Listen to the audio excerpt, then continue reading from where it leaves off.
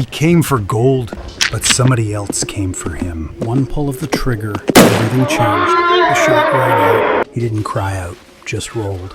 Limbs folding, coat flaring, dust swallowed him whole. And the edge, it showed no mercy, no dead body, no sign. Just silence where a man should be. This place holds secrets, buried in dust, silence, and stories no one's willing to tell. You're now part of this case, a full-fledged honorary agent of the Covert Detective Agency. As members of the Covert Detective Agency, the detective needs your help finding the clues and red herrings. Post your theories below. You just might crack the case or lead us astray. The year was 1950. They called me after the sheriff gave up. 10 days of searching turned up nothing. No dead body, no trail, just a ghost town and a riderless horse that wandered between busted buildings, its saddle empty, its bags gone. My name is Devin Archer. I used to work for Scotland Yard and I live in London. Now I work for the Covert Detective Agency. I go wherever the agency sends me. This one brought me to southern Utah, land I knew well from childhood summers. My family's relatives had settled in Fruitland, Utah, after joining the Mormon Church back in England in the 1800s. So when Buck's wife asked the agency for help, I was already halfway packed. I rolled into the ghost town of Prospector's Hollow in a dust-covered 1950s pickup. The town was barely standing, leaning boards, dry wells, and a saloon long stripped of whiskey or laughter. Buck's truck and trailer were still parked at the trailhead, untouched. Inside the Buck's pickup truck, I found his journal, leather-bound and cracked from the desert heat. The sketches were crude but focused. Hoodoo formations, cave markers, and one particular symbol burned into the corner of every map. A mule deer's head, full antlers, etched like a signature. One entry stopped me cold. If I'm gone before I return, follow the trail behind the buck's head. I left my mark on what matters. I saddled up and began to follow out of the ghost town when I passed a small hoodoo. I spotted a woman standing near an old miner's cabin, sketch pad in hand. "Afternoon?" I said, reining in my horse beside her. "My name is Devin.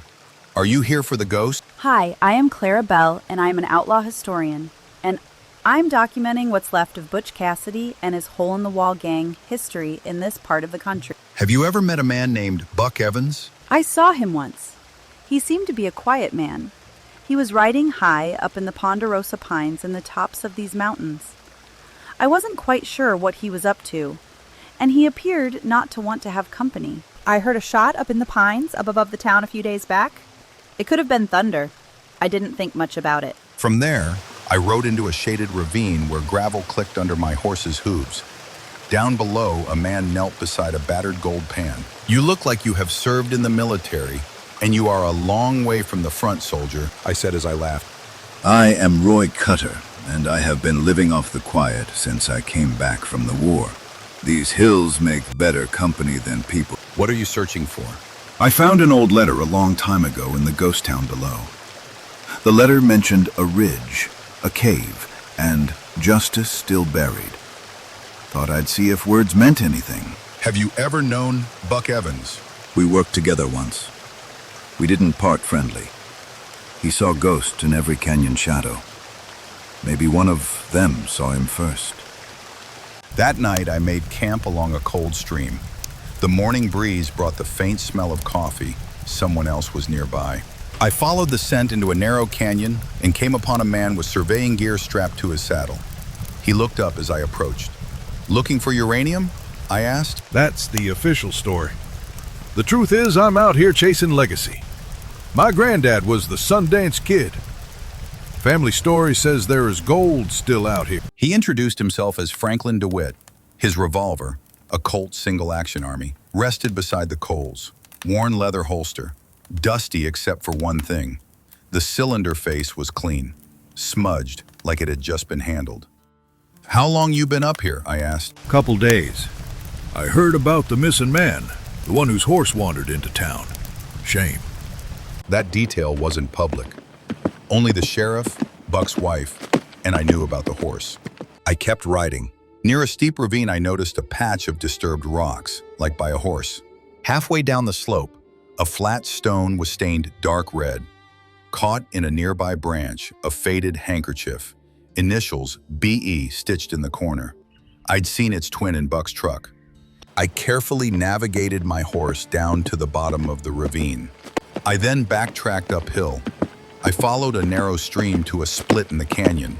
The air turned colder. As I came over the top of the ridge, a valley opened up.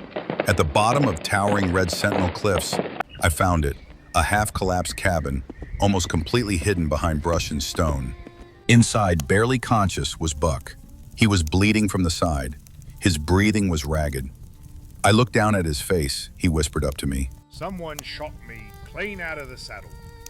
I left the rest behind the big hoodoo, behind my sign. He died before I could ask more. The next morning, I returned to Franklin's camp. DeWitt poured us coffee. He talked about mineral rights, old stories, and the cost of chasing ghosts. But I wasn't listening. Buck's symbol, faint but unmistakable, branded into the leather on the saddlebags. A mule deer head, full antlers. Do you think you solved the mystery, or who done it? Or were there twists and turns that threw you off? The case may appear closed, but the keenest minds know truth often hides in the quietest corners, revealed only at the very last. Our original song Whole brings the mystery to life, revealing truth behind lies and deception through rhythm, lyrics, and clever visual hints. It is more than music. It is a final challenge. Watch closely, listen carefully.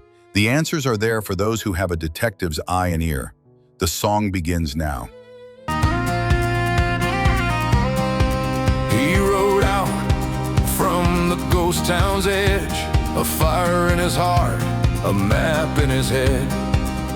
40 years of chasing gold through ponderosa winds and cold.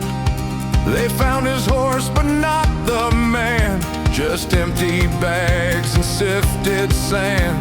The saddle torn, the trail went thin, and silence where a voice had been. The hollow keeps its secrets well, in rock and dust where legends dwell. A buckhead brand, a kerchief torn, the truth lies where the myths are born.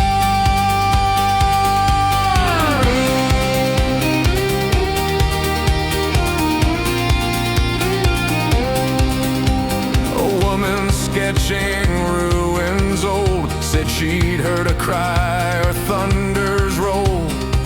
A soldier panned with ghost to face spoke of justice still misplaced. Then came a man with a prospector's smile, said just out here for a little while, but knew too much too soon, too clear, like shadows whispered in his ear.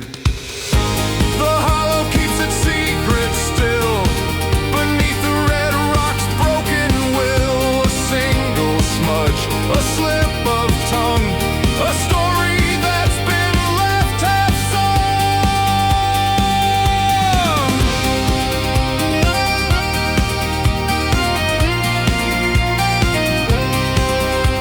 A red-stained rock, a cloth caught high, told a tale no hoof prints could deny.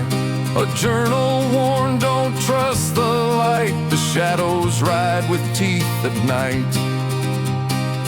A coffee shared beside the flame, a pistol laid but not the same. One mark alone gave all away, the antlers burned where saddlebags lay.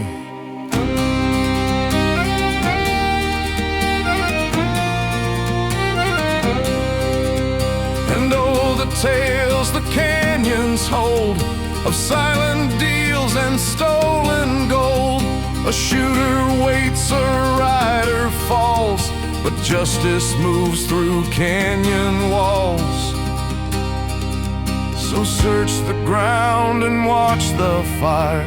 Truth's not always what liars inspire.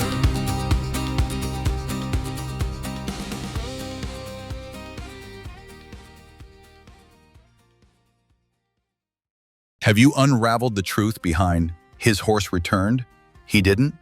Did you catch the clues buried in the story? Can you separate the real evidence from the planted lies? Take a moment to think it through. If you need more time, hit pause now, because in 10 seconds, the answers will be revealed.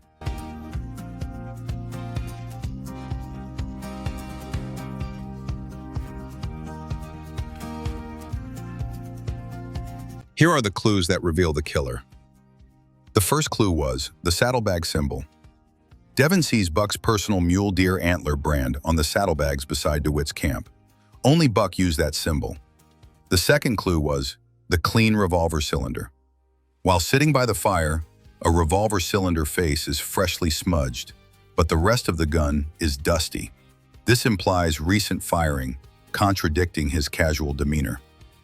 The third clue was the hidden detail about the horse. The riderless horse before that fact was made public. Only Buck's wife, the sheriff, and Devin knew. The fourth clue was the blood and kerchief scene. Devin found a blood-stained rock and a hand-stitched kerchief marked B.E. Buck Evans had been near the ravine. The site of the shooting confirming foul play. The fifth clue was Buck's dying words.